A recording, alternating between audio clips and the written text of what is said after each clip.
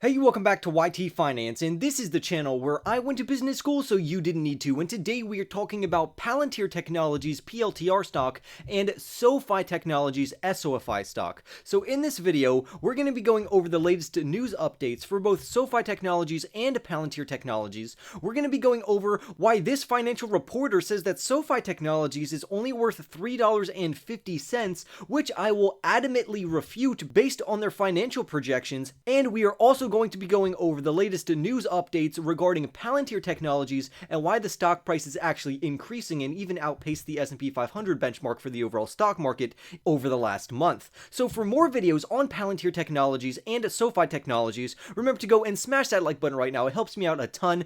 Comment your thoughts down below about Sofi Technologies and Palantir Technologies. Subscribe if you are new, and without further ado, let's jump right into today's stories. So right now, we're going to start off talking about Palantir Technologies, ticker symbol PLTR. And if you didn't know, Palantir Technologies is a big data and analytics company that serves both commercial clients as well as government agencies. Currently, the stock price is trading for around $12 per share, while the low-end analyst price target for the company is $9. The average price prediction among analysts is $15 over the next year, and the high-end bullish price target is $25 per share. Currently, 11 analysts have initiated coverage and put price targets on the PLTR stock, with 2 of these 11 analysts saying that this company is a good buying opportunity. 6 of these analysts say that you can hold this company for the long term, but you shouldn't buy more stock and you also shouldn't sell stock. However, 3 of these analysts do think that you should sell this company overall. So in this video, we're going to be going over the latest news updates to determine which one of these analysts are actually right. Recently, the PLTR stock price has surged by around 11.59% over the last month, which actually outpaces the overall business services sector, which has gained around 5.92% in the overall sector, while on the other hand, we have the S&P 500, which is a very notable stock market benchmark, has only gained around 3.69% in that same time period. So we can see that clearly the PLTR stock is experiencing some very bullish momentum right now, which is fantastic news for investors. Investors are actually hoping that this momentum even continues at least until their next earnings report, which we will talk about in this video,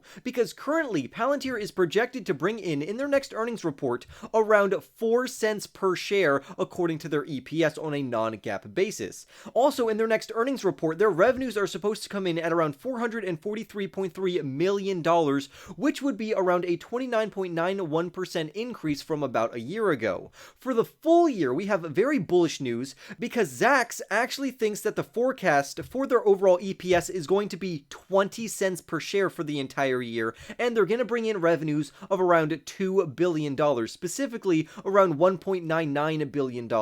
This would mark around a 53.85% increase in their overall earnings, as well as a 28.85% increase in their overall revenues. And this is very, very good news, which I think will be reflected in the PLTR stock price, which is fantastic news for investors. Investors are also advocating for analysts to upgrade their PLTR stock price targets, which could come after the next earnings report based on this very positive news and a very strong positive trend. According to Zacks rank, their system ranges from around a 1 to a 5. A 1 in Zacks rank system is a strong buying opportunity, while a 5 is a strong selling opportunity. And currently Zacks ranks Palantir and their PLTR stock at a 3, which means that investors should currently hold the PLTR stock. And I actually tend to agree with this particular analysis. I don't agree with them all of the time, but for this particular instance, I do agree that we should hold the company at least until their next earnings report so we can determine their future growth trajectory from there. Now, I do want to say that investors who are buying the stock right now or even holding the stock, they are holding or even buying the stock at a slight premium. For instance, their forward price to earnings ratio or multiple is around 65.82 right now, while their overall industry average for a forward PE or price to earnings ratio is only 22.04. So clearly Palantir is trading at a big premium based on the current average for their respected industry. I also want to say that their PS ratio or price to sales ratio is also rather high,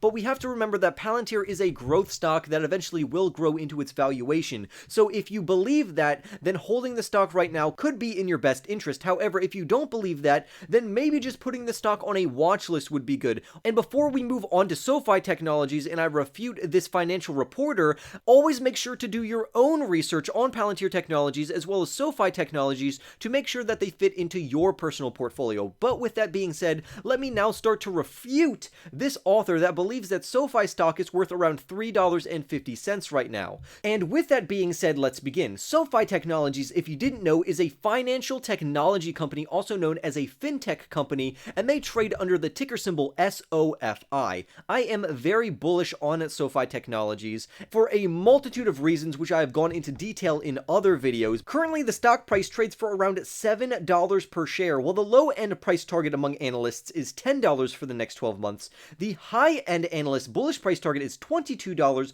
while the average median price consensus for the stock is $14 per share. So honestly, if we look at any of these price targets according to analysts, they all present a good upside opportunity even if we decide to invest now. However, this particular financial reporter thinks that the stock could drop as low as $3.50, and he believes that's what the stock should actually be worth. The main reason for his very bearish and negative thesis is due to the extension of the student loan moratorium repayment by the United States government. And if you didn't know, SoFi Technologies gets a large portion of their revenue from student loan payments and loan originations in general. And because the US government recently extended their student loan moratorium until August of 2022, this is going to lower the financial projections for SoFi Technologies, which is going to impede their current stock price according to this author. It's also going to lower their overall earnings before interest, tax, depreciation, and amortization, also known as their EBITDA, and that's why the author believes that this company is currently overvalued. So he is slashing his price target from $7 down to $3.50. But as we go on in this article, I will refute this very adamantly. And also, this is just a financial reporter. This is not an analyst. Because analysts actually think that the stock could easily reach $15.13, which represents around an 89.6% upside from the stock's current price, with the majority of these analysts being very bullish on the overall company. 7 of them saying to buy the company, 6 of them saying to hold, and none of them saying to sell. But let's see how he bases his price target. So he says that he's never been a big fan of SoFi Technologies, which means that he is clearly biased about this company. He's never liked SoFi Technologies, so why would he give it an accurate or even a fair price target? Secondly, he says that their member growth is slowing, which makes the company overvalued right now.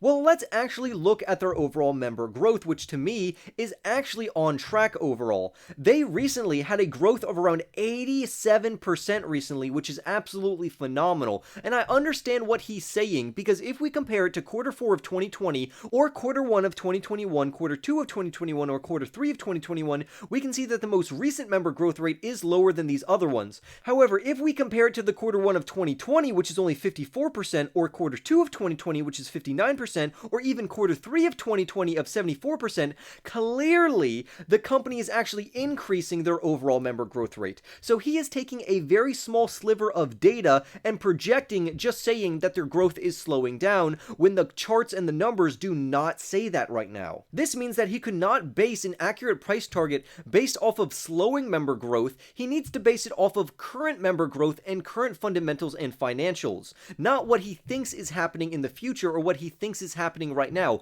It needs to be based off of current financials. Also, he says that the federal government recently extended their student loan repayment moratorium from May 1st to August 31st of 2022, and this is exactly correct, and this will lower SoFi Technologies' earnings and their revenues, which we will talk about in this video. So I actually agree with him on that particular note, but SoFi Technologies actually came out with an announcement recently that gave their projections for the current year. To put this into perspective, before I spout out these numbers, SoFi Technologies was originally planning on around $1.57 billion worth of revenue for the year of 2022 and adjusted EBITDA of around $180 million for the year. Now, with the student loan moratorium now being extended, they now expect revenues to be around $1.47 billion, and they expect their adjusted EBITDA to be around $100 million. And to me, that is not a pullback that is big enough to go to a price target from $15 or even $7 down to a price target of only $3.50. So to me, this is completely unjustified. Thirdly, the author does not give any financial metrics of how and what he used to calculate the $3.50 price target. There is no math shown in this article. This is complete speculation of a projection that he believes, but the data does not support this. Now, if he kept his original price target of around $7, then I would say that could be more accurate. But to say that he is slashing his price target from $7 to $3.50 just based on a reiterated EBITDA and overall revenues, that is absolutely preposterous. So clearly me and this financial author disagree, and I still really like SoFi Technologies. But now let's see what an actual analyst has to say about this particular company. So an analyst actually speaks out about the student loan moratorium being extended and his thoughts on SoFi Technologies. The analyst says that current market headwinds, which would include rising interest rates, inflation, geopolitical pressure, and investors just being in a very quote-unquote risk-off mood, this is going to cause stocks to have a major sell-off, particularly in fintech names such as SoFi Technologies. However, with that being said, this same analyst actually sees several fintech names and companies to be very well positioned in the current market environment, which would include SoFi Technologies. The reason for this is that he says SoFi Technologies is a very diversified provider of digital financial services, and I 100% agree with him, and here's why. Currently, SoFi generates around 75% of their revenues from lending. They have another 20% of their revenues coming from infrastructure business, and the last 5% of their revenue coming in from their banking business. However, in the future, I've showed this graph before, but in the future, currently 2025 and beyond, they are trying to make each of these business segments 20 to 30% of their revenues respectively in each of these segments. So they are even further diversifying themselves within these particular segments, which is very good. This makes them less reliant on student loans, and the student loan moratorium will actually affect them less in the future. The analyst also goes on to say that this company has tremendous upside potential in it, and I 100% agree with him. And despite their immediate threat risks of the extension of the student loan moratorium, this is not going to impact the stocks or the company's overall long-term projections, because he believes that the current stock price trading at around $7 right now already has the student loan moratorium priced into the stock price, because he believes that $7 is already a substantial discount, and this is very well reflected. Like we said earlier, the low-end analyst price target is $10, so that means that currently the stock is already trading at a substantial discount from what the stock should actually be worth. Right now, overall, analysts give SoFi stock a buy rating, with the average price target being anywhere between $13, $15, and $14, depending on what analysts you actually look to. But overall, this means that SoFi Technologies is still a good buying opportunity, but I would love to hear your thoughts down below about Palantir Technologies and SoFi Technologies. Subscribe to the channel if you are new, smash that like button right now, and I'll see you in the next YT video.